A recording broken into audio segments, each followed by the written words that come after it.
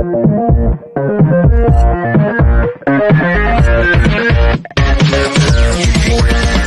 家好，歡迎嚟到旺角老星街坊新頻道。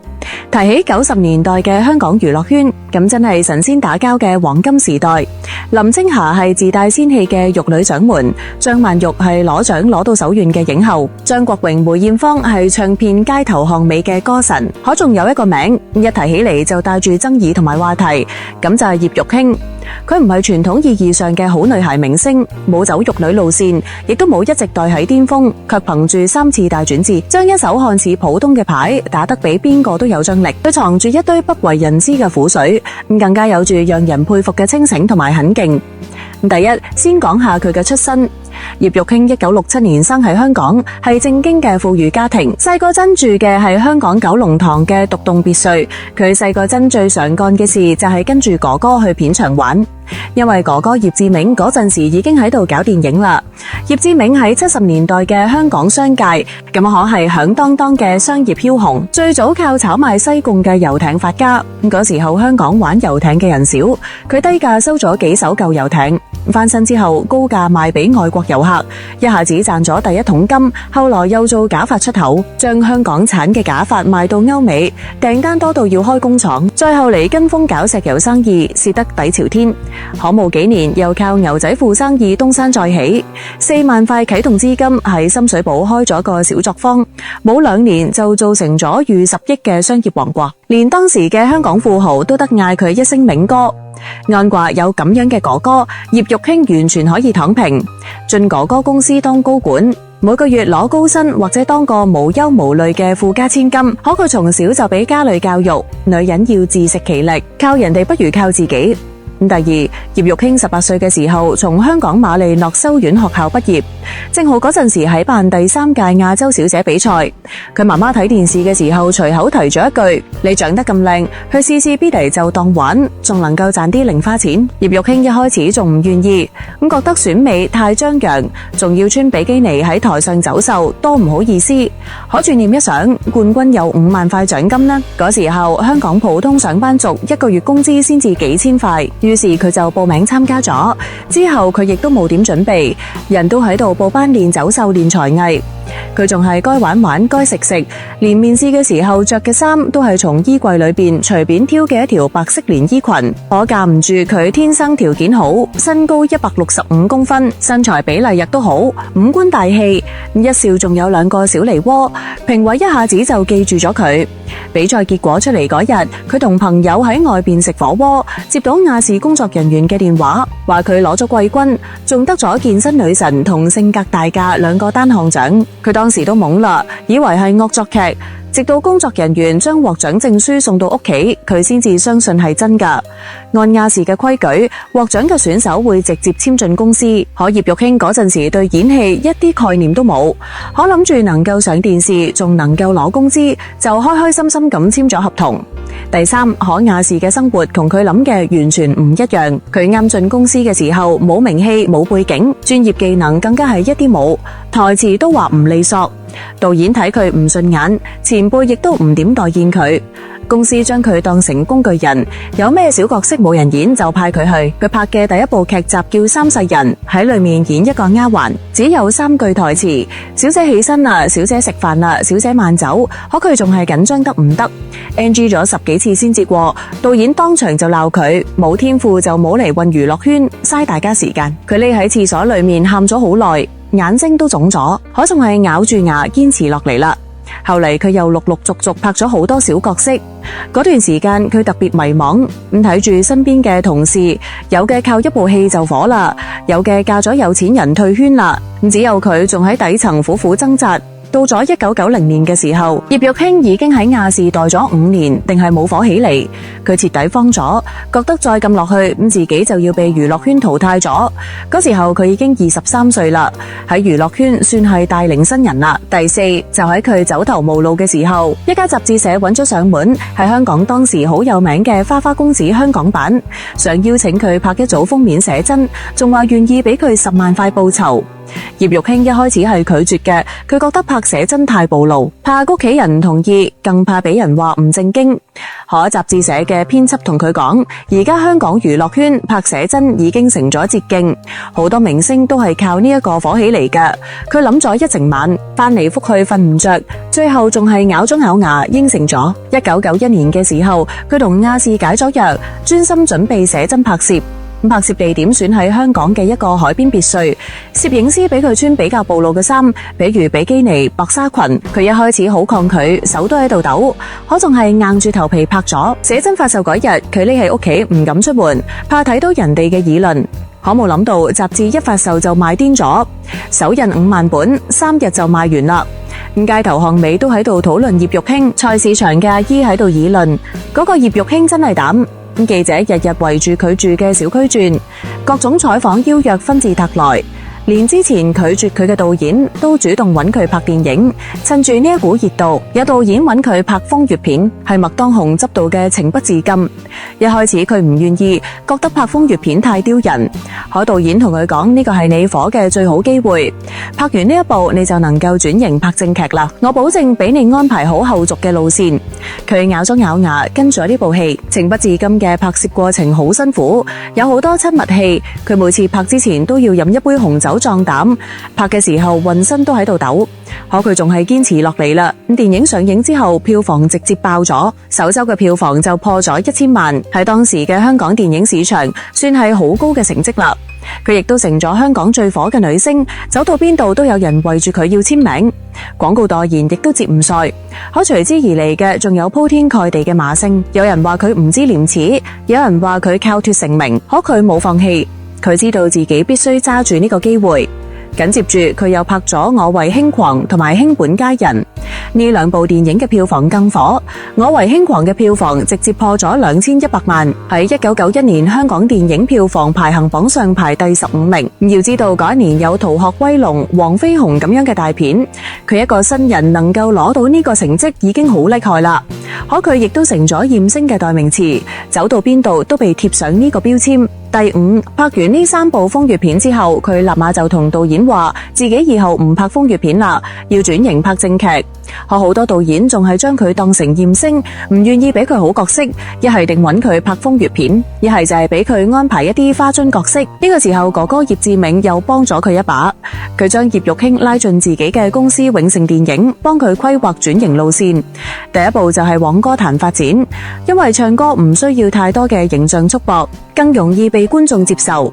葉玉卿冇唱歌基礎，為咗練歌，佢每日朝早6點就起身去錄音棚練聲，音準唔好，佢就一個音一個音地敲，歌詞記唔住，佢就把歌詞寫喺手上，隨時隨地都喺度芒。佢嘅第一張專輯叫《擋唔住嘅風情》，係佢哥哥請當時好有名嘅音樂人寫嘅歌。專輯封面冇用性感嘅相，而係用咗佢着白色連衣裙嘅清純照。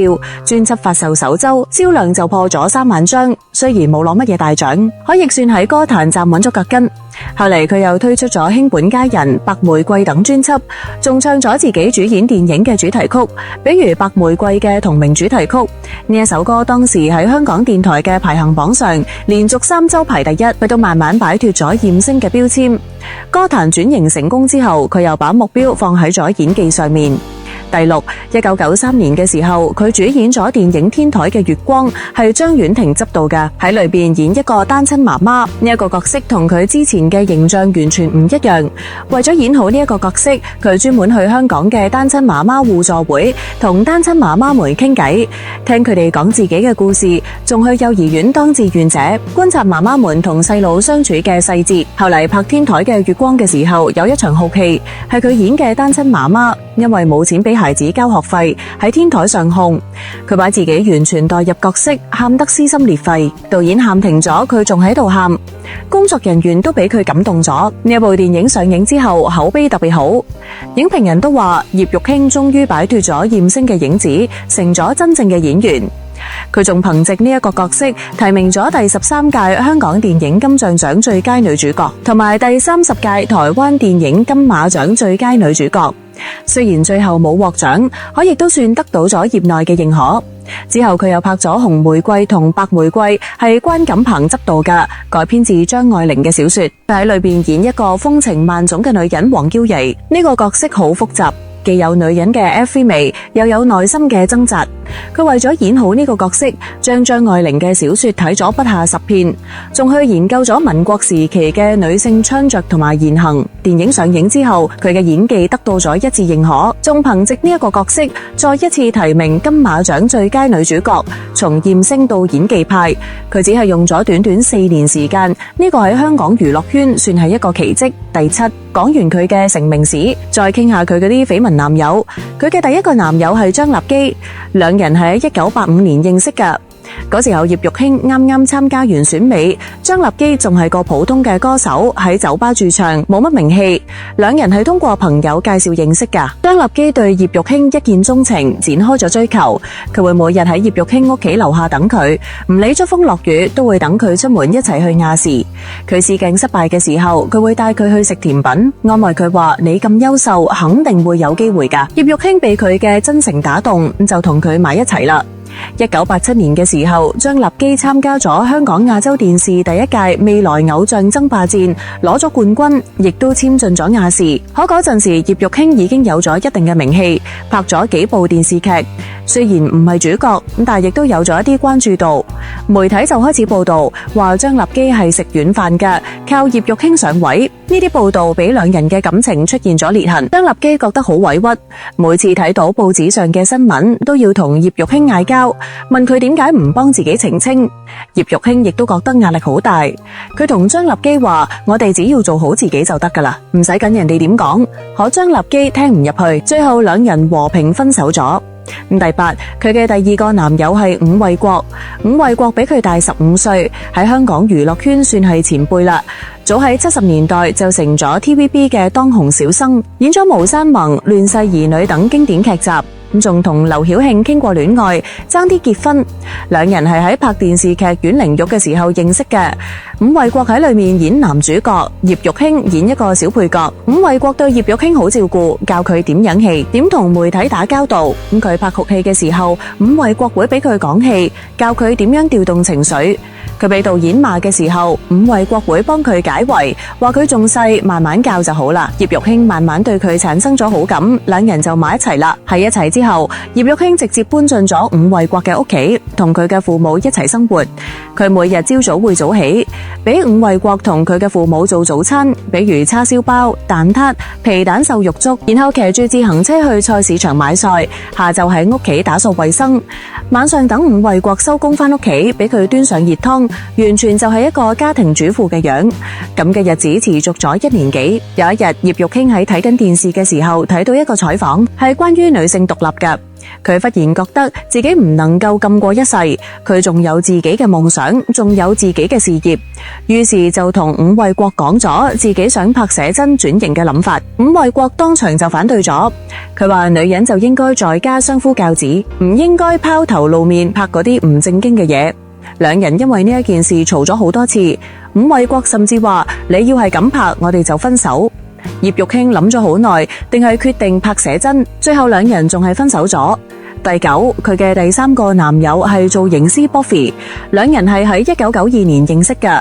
嗰時候葉玉卿啱啱拍完風月片，正喺度轉型歌壇，壓力好大，仲得咗抑鬱症，晚上經常失眠，要靠食安眠藥先至瞓着嘅，身邊冇個能夠信任嘅人。有一次佢去理髮店做頭髮，遇到咗 Buffy。Buffy 係香港有名嘅造型師，俾好多明星做過造型。佢好會講嘢，仲好識佢嘅諗法，兩人傾得好投機。Buffy 知道佢有抑鬱症，就經常同佢傾偈，陪佢去睇醫生，仲帶佢去爬山睇海，咁幫佢緩解壓力。慢慢就成咗朋友，後來發展成咗戀人。兩人埋一齊嘅時候，葉玉卿好獨立，唔花 Buffy 嘅錢，亦都唔俾 Buffy 花佢嘅錢。一齊食飯會 AA 制，送禮物亦都會送差唔多價位嘅。後來呢一段感情維持咗唔到1年就結束咗。第10，最後就係佢嘅老公胡兆明啦。兩人結婚咁多年，一直好恩愛。胡兆明好尊重佢嘅諗法，支持佢做自己想做嘅事。佢想幫老公打理生意，胡兆明就俾佢放權，俾佢負責超市嘅中國業務。佢想陪孩子，胡兆明就減少工作，同佢一齊陪孩子去遊樂園。佢哋有3個孩子，2個仔1個女，大仔已經20幾歲啦，喺國外讀大學，小女兒仲喺度上中學，一家人生活得好幸福。葉玉卿偶爾會喺社交平台分享自己嘅生活，照片裏邊嘅佢着住簡單嘅衫，同老公一齊散步，陪孩子一齊做飯，笑容好燦爛，完全睇唔出曾經經歷過咁多風雨。而家嘅葉玉卿已經56歲啦，雖然唔再年輕，唔再係聚光燈下嘅明星，可佢活成咗自己想要嘅樣，有幸福嘅家庭，有成功嘅事業，仲有自己嘅尊嚴。佢嘅人生話俾我哋知，唔理你出身點樣，唔理你遇到幾多困難，只要你清楚自己要乜嘢，敢選敢做，唔放棄唔妥協，就能夠活成自己嘅女王。今日嘅視頻到呢度就結束咗，我哋下期精彩視頻再見。